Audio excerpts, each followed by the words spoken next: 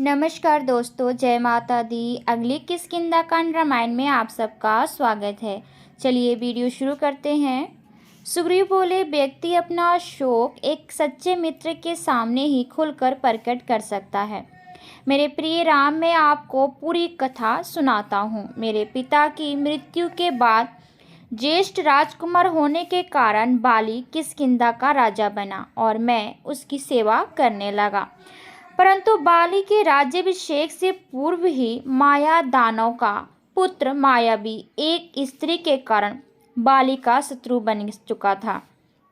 मायावी किष्किंधा आया और उसने बाली को युद्ध के लिए ललकारा। मैंने और उसकी पत्नियों ने उससे ऐसा ना करने के लिए रोकने का प्रयास किया, परंतु क्रोध से कुपित बाली अपने शत्रु के से लड़ने के लिए राजमहल से बाहर निकल आया।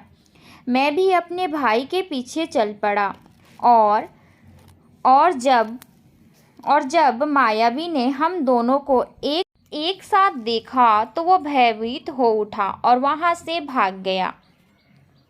जब हमने उसका पीछा किया तो एक गहरी और अंधकारमय गुफा में घुस गया, जिसका प्रवेश द्वार घनी जंगली झाड़ियों से ढका हुआ था। बाली ने मुझे गुफा के प्रवेश द्वार पर पहरा देने का आदेश दिया, जबकि वह स्वयं उस राक्षस से युद्ध करने के लिए गुफा के भीतर चला गया। मैं पूरे 1 वर्ष तक अपने भाई के लौटने की व्यर्थ प्रतीक्षा करता रहा। एक दिन मैंने गुफा के प्रवेश द्वार से झाग मिश्रित रक्त बाहर निकलते देखा और मुझे एक आवाज़ सुनाई दी जो किसी शत्रु की नहीं बल्कि मेरे भाई की थी। मैंने सोचा कि बाली की मृत्यु हो गई है। मैंने गुफा के प्रवेश द्वार को एक विशाल चट्टान से बंद कर दिया और फिर अपने भाई की दिव्य आत्मा के कल्याण के लिए जल अर्पित किया। जब मैं किष्किंधा वापस लौटा तो मंत्रियों ने मुझे सिंहासन रूढ़ कर दिया और मैं न्यायोचित ढंग से राजकाज संभालने लगा। कुछ समय पश्चात मायावी का वध करके बाली किष्किंधा वापस लौट आया। उसे सकुशल देखकर सभी को अत्यंत आश्चर्य हुआ। जब उसने मुझे राज सिंहासन पर बैठे देखा तो वह क्रोध से पागल हो उठा और उसने सभी मंत्रियों को बंदी बनाकर उन्हें बेड़ियां पहना दी। मैं अपने भाई से युद्ध कर सकता था, परंतु आदरवश मैंने उसके सामने शीश झुकाया और राजमुकुट उसके चरणों पर रख दिया, क्योंकि मुझे आशा थी कि इससे वह शांत हो जाएगा। परंतु बाली क्रोध से भरा हुआ था और उसने मुझे अत्यधिक डांटा फटकारा। नगर के प्रतिष्ठित लोगों को बुलाकर बाली ने घोषणा की, राक्षस मायावी का वध करने के लिए मैंने पृथ्वी के अंदर प्रवेश किया और पूरे 1 वर्ष तक उसे खोजने के बाद मुझे वह मिला।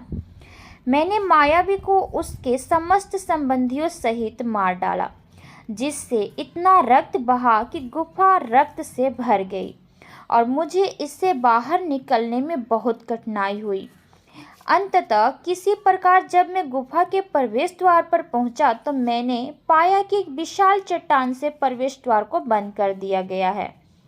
मैंने बार बार सुग्रीव को आवाज़ लगाई। जब मुझे कोई उत्तर नहीं मिला तो मैंने लात मारकर वह चट्टान हटा दी और घर लौट आया। पर आश्चर्य यहाँ आकर देखता हूँ कि सुग्रीव राज सिंहासन पर बैठा हुआ है।